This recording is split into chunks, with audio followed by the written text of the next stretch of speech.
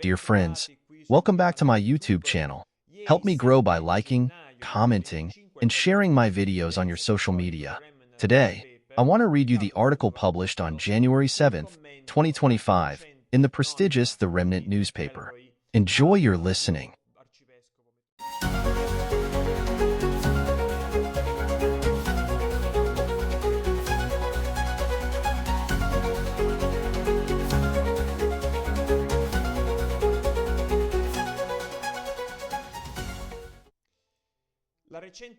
The recent appointment of Cardinal Robert Walter McElroy as Metropolitan Archbishop of Washington, announced by Pope Francis, has raised numerous concerns and sparked a lively debate within the Catholic world.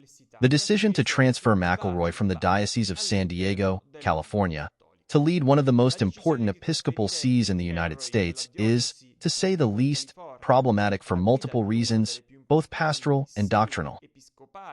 During his episcopate in San Diego, McElroy adopted positions that have drawn criticism even from more moderate Catholics.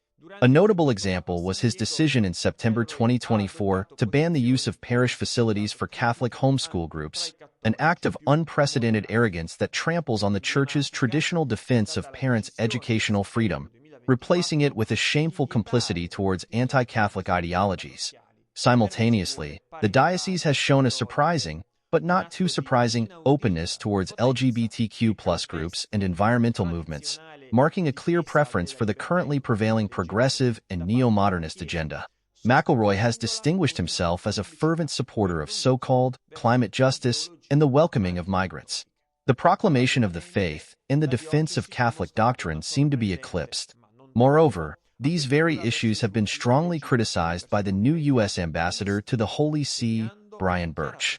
As if that weren't enough, McElroy has expressed support for the female diaconate, a topic that continues to spark debate within the Universal Church, despite the infallible condemnation by the Church, most recently by John Paul II in Ordinatio Sacerdotalis. He has also maintained a hostile stance towards traditional liturgy, aligning with the recent restrictions imposed by the motu proprio traditionis custodes. These pastoral choices, combined with delays in handling cases of sexual abuse by priests in his diocese, have undermined the trust of many faithful in his leadership. The appointment of McElroy also raises broader questions about Pope Francis' pontificate and his handling of the LGBT issue within the Church.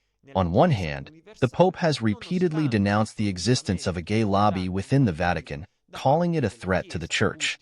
On the other hand, he has systematically promoted prelates who seem to support this same agenda. This is certainly the case with McElroy, who has distinguished himself for his support of transgender people and his open endorsement of initiatives that, under the guise of inclusivity, aim to subvert the Church's perennial doctrine. The contradiction becomes even more evident in light of an episode that occurred last October, when some participants in a private meeting between the Pope and the pro-LGBT group New Ways Ministry reported that Francis had indicated openness towards transgender people as a criterion for the appointment of new bishops in the United States. The promotion of McElroy seems to confirm this direction, causing dismay among Catholics faithful to the traditional magisterium. The appointment of McElroy fits into a broader strategy, Pope Francis' attempt to support the dying generation of American Catholics linked to post-conciliar progressivism. In recent years, the Pope has sought to promote bishops and cardinals who embody this vision, such as Blase Cupich, Metropolitan Archbishop of Chicago. However, these prelates have not succeeded in reversing the conservative majority within the United States Conference of Catholic Bishops, nor in generating significant popular support for their cause. Moreover, internal divisions within progressive currents have further weakened this strategy.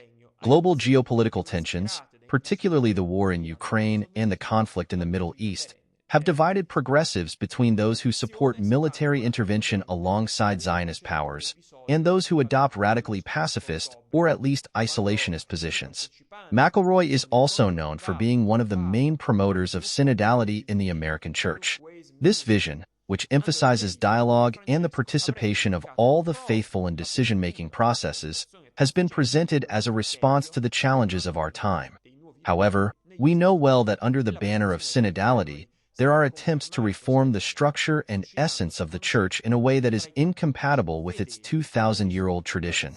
These proposals, although presented as pastoral innovations, would further fuel divisions and confusion among the faithful and contradict the perennial doctrine, including canon law.